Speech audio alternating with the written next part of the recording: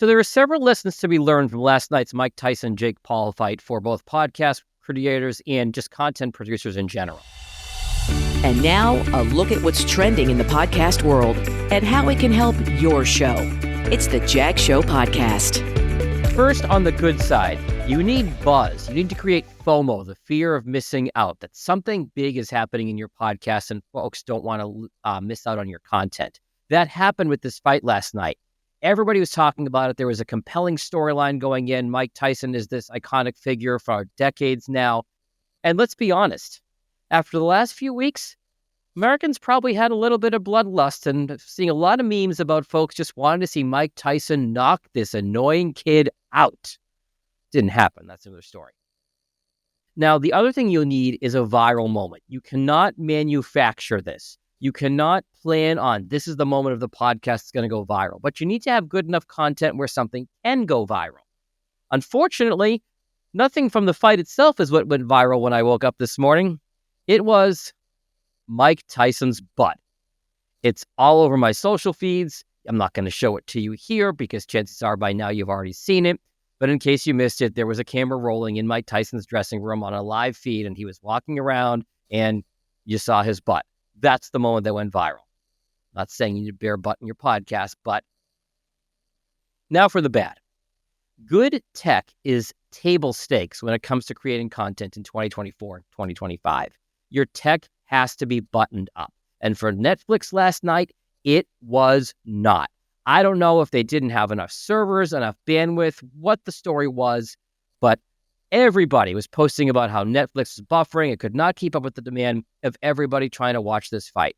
And when you have a tech problem, that creates friction among your audience. Now, the greater the friction, the more compelling the content has to be for you to stick around. As I mentioned, this was compelling content, so a lot of folks stuck it out through the buffering. A lot of folks, like me, it's past my bedtime. I was not going to sit there and fight with Netflix for an hour waiting for this fight to start. I got up this morning, watched the highlights on my phone.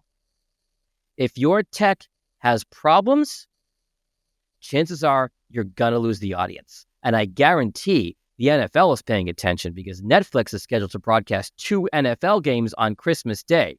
I guarantee the NFL is going to wonder what happened last night.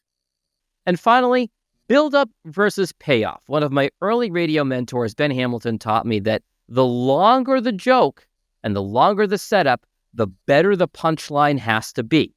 You cannot expect somebody to sit through something for a payoff that isn't worth it. You do this too many times in your podcast, people are not going to come back. I go to last night. The fight was billed as 8 p.m. Eastern. The fight happened, and I was asleep, probably 11:30, midnight Eastern. People had to wait 3.5, 4 hours for a main event that did not live up to the hype. Not a lot of action, no knockdowns, went to a decision. It was not worth the payoff. Now, in the 80s, a lot of these boxing fights were pay-per-view. You pay $50, $60 in 1980s money to see a fight. And you were committed at that point. You'd invested that much money. You were going to watch all these undercard fights and wait for the main event. For most folks, you already have a Netflix subscription, or you dropped the, $15, $20 a month to go check this out. You didn't have that same level of financial commitment. And also, our attention spans are much shorter than they were 30, 40 years ago. In this day and age, you cannot bill something at a certain time and make folks wait 4 hours for it to happen, especially when the payoff wasn't worth it. Now, had Tyson knocked Jake Paul's socks off and KO'd him in round 3, yeah, maybe it would have been worth it. And I know there's no way to predict how a fight is going to go. But when you have that much of a runway and that much of a buildup, and you have the risk of a not-so-great payoff, you leave a lot of unhappy customers. So in conclusion, make sure your tech is buttoned up, and make sure the longer you make somebody wait, the better the payoff is, no matter what your content is. If you have questions about content creation, especially in the podcast realm, you can find me at jagindetroit.com. Later.